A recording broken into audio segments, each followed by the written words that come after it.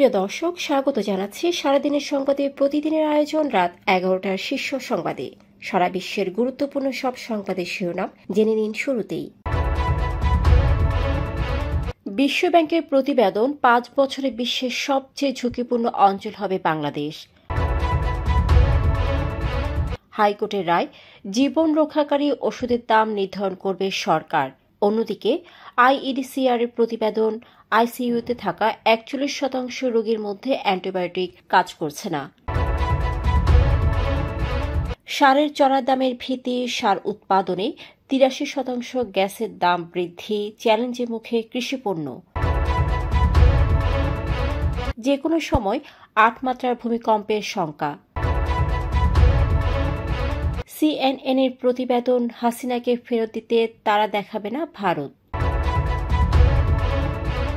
আগামী জুলাই থেকে সব প্রতিষ্ঠানে ক্যাশলেস লেনদেন হবে বললেন গভর্নর। চট্টগ্রামে ফ্লাইওভার এক্সপ্রেসওয়ে নির্মাণের পর ঘন ঘন নকশা পরিবর্তন ও অস্বাভাবিক বাঁক বাড়িয়েছে দুর্ঘটনার ঝুঁকি। বাংলাদেশকে দেওয়ার জন্য 1 লাখ টন চাল কিনছে পাকিস্তান সরকার। অন্যদিকে ভারতের চাল সিঙ্গাপুর থেকে কিনছে সরকার। জামাতের কাছে 200 আসন চায় ইসলামী আন্দোলন, সংবাদটি ভিত্তিহীন।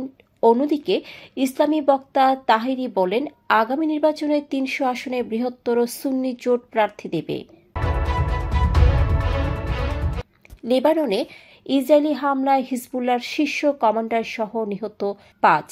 অন্যদিকে পাকিস্তানের এএফসি সদর দপ্তরে জঙ্গি হামলা, নিহত 6। শুনছিলেন সংবাদ শিরোনাম, এবারে বিস্তারিত। ফ্যাশন ব্র্যান্ড মানে আর্ট।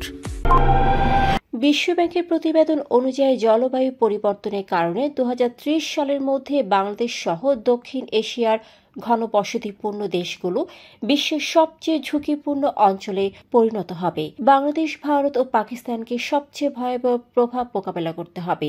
ঝুঁকি থেকে স্থিতিস্থাপকতা শীর্ষক প্রতিবেদনে বলা হয়েছে, আগামী 5 বছরের মধ্যে বাংলাদেশের 90% মানুষ চরম জলবায়ু ঝুঁকিতে পড়বে। উচ্চ তাপমাত্রা, ভয়াবহ বন্যা ও উপকূলীয় লবণাক্ততা বৃদ্ধির ফলে গ্রামীণ অর্থনীতি, কৃষি, কর্মসংস্থান এবং পারিবারিক জীবনে বহুগুণ ঝুঁকি তৈরি হবে। হাইকোর্টের রায়ে বলা হয়েছে, জীবন রক্ষাকারী ও নিত্য প্রয়োজনীয় ওষুধের মূল্য নির্ধারণের পূর্ণ ক্ষমতা সরকারের, উৎপাদনকারীদের নয়। 2023 সালের ওষুধ ও কসমেটিক্স আইন ও সংশ্লিষ্ট অধ্যাদেশে মূল্য নিয়ন্ত্রণে সরকারের একচ্ছত্র এখতিয়ার স্পষ্ট করা হয়েছে। 7 বছর আগে রিটের শুনানি শেষে বিচারপতি মোহাম্মদ রেজাউল হাসান ও বিচারপতি বিশ্বজিৎ দেবনাথ 25 আগস্ট রায় দেন। রিটকারীর আইনজীবী মনজিল মোর্শেদ 27 পৃষ্ঠার পূর্ণাঙ্গ রায় হাতে পাওয়ার কথা জানান এবং বলেন, রায়টি উৎপাদকদের ইচ্ছেমতো ওষুধের দাম বাড়ানো ঠেকাবে।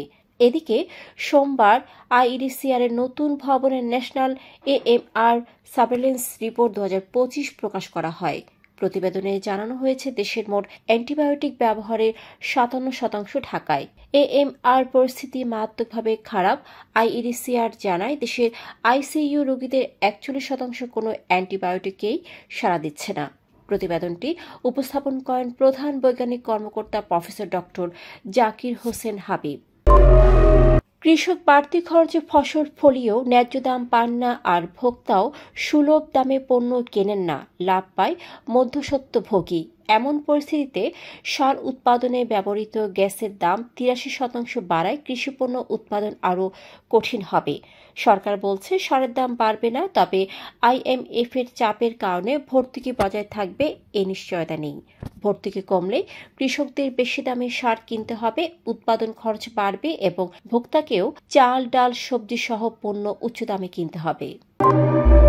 বাংলাদেশে গত 22 নভেম্বর শুক্রবার সকাল 10:38 নরসিংদীতে 5.7 মাত্রার ভূমিকম্পে 10 জন নিহত ও 450-এর বেশি আহত হয়েছেন। ভূতত্ত্ব বিশেষজ্ঞ অধ্যাপক মোহাম্মদ আব্দুর রব জানান, বাংলাদেশ 7 থেকে 8 মাত্রার ভূমিকম্পের সম্ভাব্য টেকটনিক প্লেটে অবস্থিত এবং যে কোনো সময় 8 মাত্রার ভূমিকম্পের সম্মুখীন হতে পারে। ইতিহাসে 1897 সালের আসাম, মেঘালয় 8.7, কাছাড় 8 ও আরাকান 8.5 মাত্রার ভূমিকম্প ঘটেছে। তিনি শতবর্ষের পুনরাবৃত্তি অনুযায়ী প্রস্তুতি নেওয়ার জরুরি পরামর্শ দিয়েছেন। পলাতক ও ক্ষমতাচ্যুত প্রধানমন্ত্রী শেখ হাসিনাকে মানবতা বিরোধী অপরাধে মৃত্যুদণ্ড দিয়েছে আন্তর্জাতিক অপরাধ ট্রাইব্যুনাল। এমন প্রেক্ষাপটে বাংলাদেশ সরকার তাকে ফিরিয়ে আনার চেষ্টা করলেও তার বর্তমান আশ্রয়স্থল ভারত প্রত্যর্পণে বাধা হয়ে দাঁড়িয়েছে। সিএনএনের এক প্রতিবেদনে এ তথ্য উঠে এসেছে।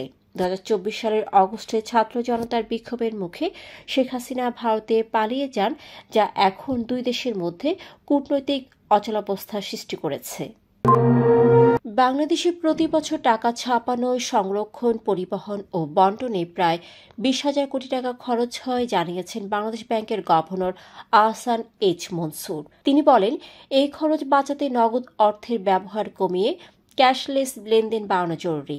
বাংলাদেশ ব্যাংক ইতিমধ্যে কিউআর কোড ভিত্তিক লেনদেন জনপ্রিয় করতে নীতিগত সহায়তা ও প্রযুক্তি অবকাঠামো তৈরি করছে এবং সব লাইসেন্সপ্রাপ্ত প্রতিষ্ঠানকে কিউআর কোড ব্যবহার করতে হবে। এতে লেনদেন দ্রুত, নিরাপদ ও স্বচ্ছ হবে এবং রাষ্ট্রীয় খরচও কমবে। চট্টগ্রামের ফ্লাইওভার ও এক্সপ্রেসওয়েতে সঠিক ট্রাফিক জরিপ না করা, নকশা পরিবর্তন, সংযোগ পয়েন্টে পর্যাপ্ত জায়গা না থাকা ও ত্রুটিপূর্ণ নির্মাণের কারণে অস্বাভাবিক বাঁক তৈরি হয়েছে, যা আন্তর্জাতিক মানের সঙ্গে সামঞ্জস্যপূর্ণ নয় বলে জানিয়েছেন বিশেষজ্ঞরা। এসব দুর্ঘটনাপ্রবণ অবকাঠামোয় outer ring road, Bakulia, Karnaphuli ও দেওয়ানহাট বদ্দারহাট ফ্লাইওভার সহ শহরের বিভিন্ন সড়কে প্রতিনিয়ত দুর্ঘটনা ঘটছে। বিশেষজ্ঞরা নকশায় সমন্বয়হীনতা এবং স্থায়ী ট্রাফিক পরিকল্পনা না থাকার কারণে এসব সমস্যা তৈরি হয়েছে বলেও উল্লেখ করেছেন। টিসিপি বাংলাদেশে সরবরাহের জন্য 1 লাখ টন ইরি 6 সাদা চাল কেনার দরপত্র আহ্বান করেছে। দরপত্র জমা দেওয়ার শেষ তারিখ 28 নভেম্বর। চাল করাচি বন্দর দিয়ে ব্রেক বাল্ক কার্গো আকারে রফতানি করতে হবে এবং তা সর্বশেষ ফসলের মজুদ থেকে মানুষের ব্যবহারের জন্য নিরাপদ ও মানসম্মত হতে হবে। এদিকে সরকার বাজারে চালের দাম স্থিতিশীল রাখতে সিঙ্গাপুর ভিত্তিক সরবরাহকারীর মাধ্যমে ভারত থেকে নন বাসমতি চাল আমদানি করার সিদ্ধান্ত নিয়েছে। অর্থ উপদেষ্টা সালেউদ্দিন আহমেদ জানান, দাম কিছুটা স্থিতিশীল হলেও বাড়ছে, তাই মূল্য প্রতিযোগিতামূলক এবং সময়মতো সরবরাহ নিশ্চিত করতে এর সিদ্ধান্ত নেওয়া হয়েছে। সরকার ডিসেম্বরের মধ্যে সংশোধিত বাজেট প্রকাশের পরিকল্পনা করছে।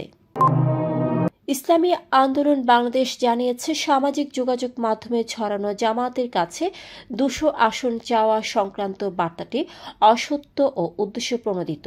দলের কেন্দ্রীয় প্রচার সম্পাদক শেখ ফজলুল করিম মারুফ জানান, আসন্ন ত্রয়োদশ জাতীয় সংসদ নির্বাচনের জন্য ইসলামপন্থী সংগঠনগুলোর সঙ্গে আসন ভিত্তিক সমঝোতা হয়েছে, যা কোনো জোট নয়। প্রতিটি আসনে একক প্রার্থী দেওয়ার পরিকল্পনা অনুযায়ী যৌথ নির্বাচনী পথ চলা চলছে। এদিকে ইসলামী বক্তা গিয়াসউদ্দিন তাহিরি জানিয়েছেন, আগামী জাতীয় নির্বাচনে বৃহত্তর সুন্নি জোট দেশের সব সংসদীয় আসনে প্রার্থী দেবে। তিনি বলেন, ভিন্ন মতাবলম্বীদের উপর মব সৃষ্টি করে অমানবিক অত্যাচার চালানো হচ্ছে, তাদের মত প্রকাশে বাধা দেওয়া হচ্ছে এবং বাংলাদেশের শান্তিপ্রিয় মানুষ এই পরিস্থিতিতে অতিষ্ঠ। লেবাননের বৈরুতের দক্ষিণে ইসরায়েলি বিমান হামলা হিজবুল্লাহর শীর্ষ কমান্ডার হাইসম আলী তাবাতাবাই নিহত হয়েছেন। হামলায় অন্তত 5 জনের মৃত্যু হয়। হিজবুল্লাহ পরে তার মৃত্যুর বিষয়টি নিশ্চিত করে। ইসরায়েলি সেনাবাহিনী জানিয়েছেন, তারা তাবাতাবাইকে নিষ্ক্রিয় করেছে এবং হামলার মূল লক্ষ্য ছিলেন প্রধানমন্ত্রী নেতানিয়াহু। অন্যদিকে পাকিস্তানের পেশোয়ারে ফেডারেল কনস্টেবুলারি সদর দপ্তরে বন্দুকধারীদের হামলায় 6 জন নিহত হয়েছেন, 3 জন সন্ত্রাসী ও 3 জন আধা সামরিক সদস্য। হামলার সময় এলাকায় 2টি বিস্ফোরণের শব্দ শোনা গেছে। পুলিশ এলাকা ঘিরে রেখে পাল্টা ব্যবস্থা নিচ্ছে। দর্শক, এতক্ষণ আমাদের সাথে থাকার জন্য ধন্যবাদ। প্রতি মুহূর্তে দেশ বিদেশের গুরুত্বপূর্ণ সব সংবাদ জানতে ভিজিট করুন www.সারাদিনেরসংবাদ.com ও চোখ রাখুন সারাদিনের সংবাদের অফিসিয়াল ফেসবুক পেজে। Fashion brand Mali Art. Men's, ladies and kids wear. Art. Be smart.